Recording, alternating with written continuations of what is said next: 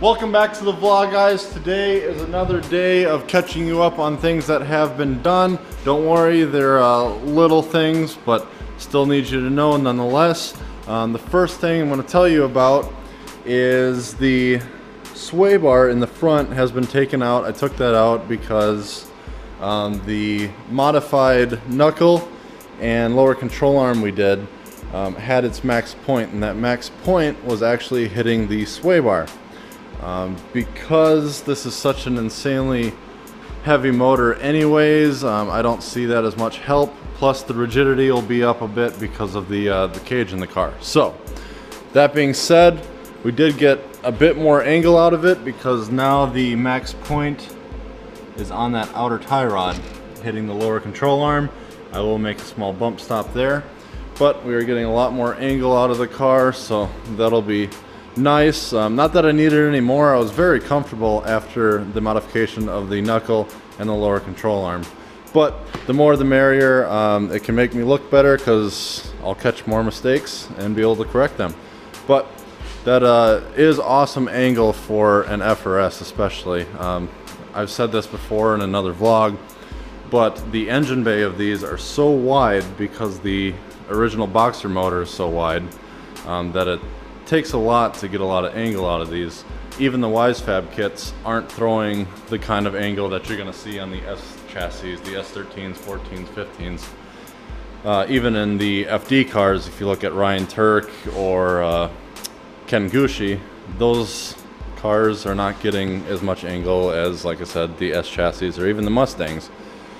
And that's also why you see their offset being so freaking wide out of the fender well, because they need to push the wheels out in order to make up for that wide bay so they can get the max angle out of them.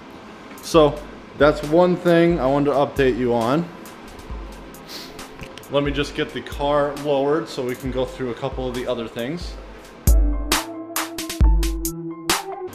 Yeah, just looking again, that's actually a lot more than I thought it was since last year.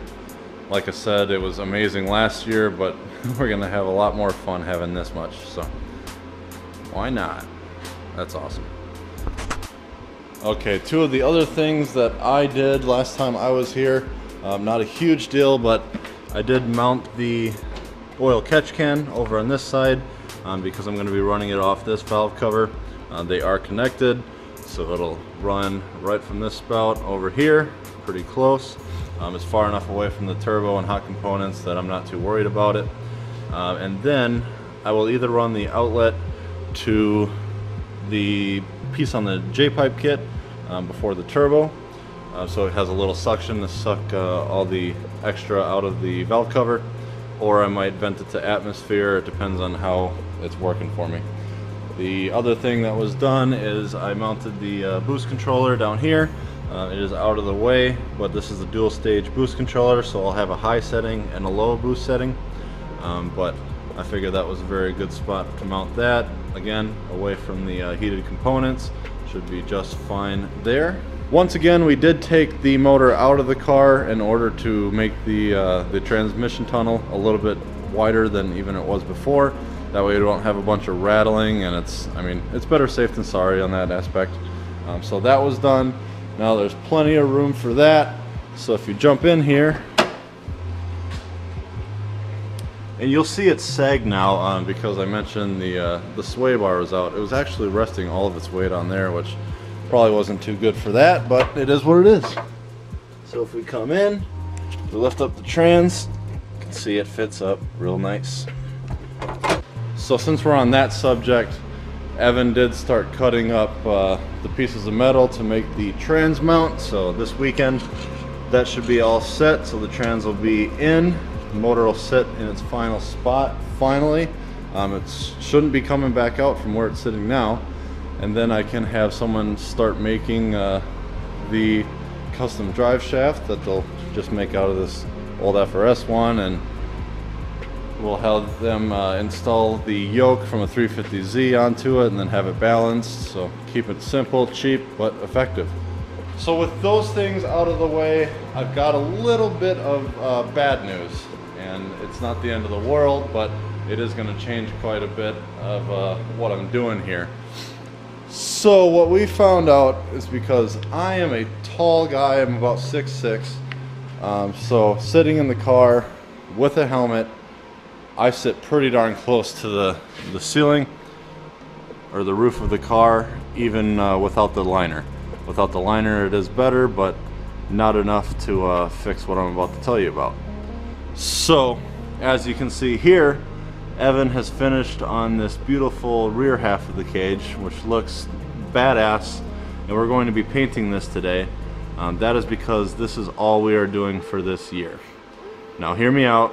The problem is we started bending up a halo, which you'll see here. We had a couple different trials, but the issue is, with how tall I am, it needs to run over on this edge more than what a normal cage would be right up here.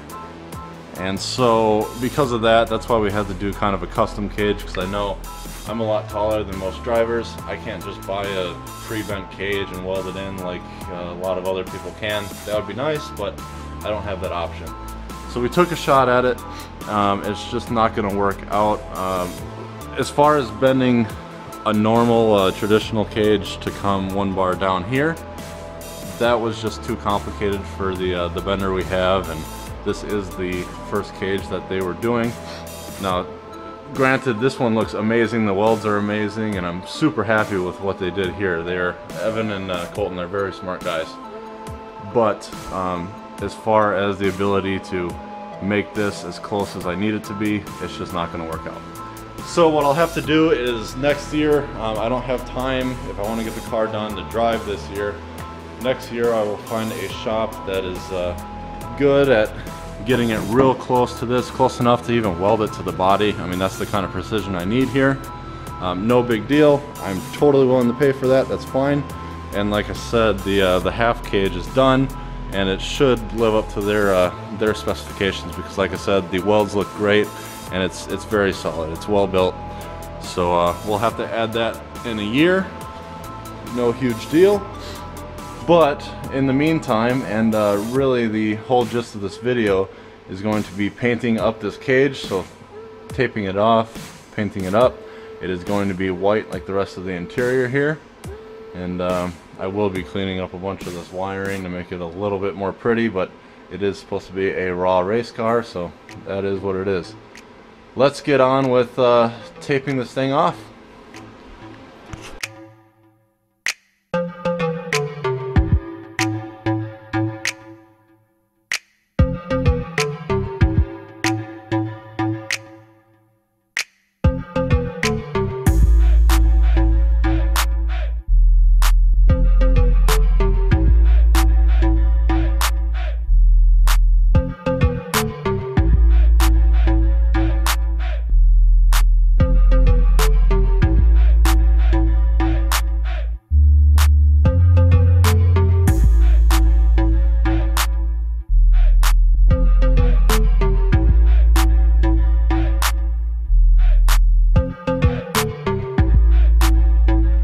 And fast forward to a new day, the cage is actually done, so let's see that. I'm sure you guys didn't need to see me take off all the plastic. So it's all dried up, I've taken all that out. And there she is, our half cage.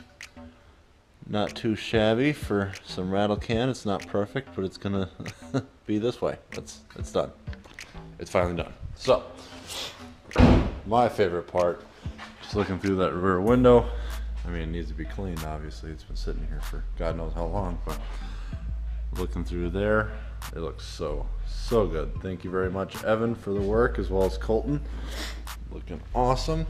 I did clean out the interior a bit more, and I'm contemplating, the FRS actually has carpet halfway through the car. It's actually divided. So the front half of the carpet actually just covers the front half of the car. So it would stop here at the midpoint. So just to keep everything clean, and because I'm not running a full cage yet, I guess this year, I think I'll just put the carpet back in just to give it a better look down there. But the top half will, ooh, sorry, gonna break those. The top half will just stay race car, meaning stripped, and I'm gonna stay lazy. So I'm just happy this is done. Looks so badass. Now if we walk back over here, you'll see the engine is out yet again. The thing that's being done now is, like I said, I was going to paint up this bashed in part, so I've done a little bit of that. And Evan is doing, you'll see here, the trans mount, so he has started on that. He's just welding up the pieces to get that into the tunnel, so it's looking real good. He'll be finishing up on that tomorrow. One more thing that was done, very small thing, when you guys were gone is, so I have the CBF shifter. I did add grease in there, so I took it all apart, added grease, put it onto the trans, and got the lockout to the perfect point, and it feels real good. I mean, when you're doing it, like I said, without the offset in there, the shifter feels great. There is one more thing that I just ordered. I'm not going to tell you about what it is, but it's another power adder, and I just said screw it, and I ordered that. So I'm telling you, you're going to love what it is when it comes in, and of course I will put it up in the next video. So on that note, we're going to shut her down for today. So the big thing accomplished. The cage, the half cage, whatever, it is done.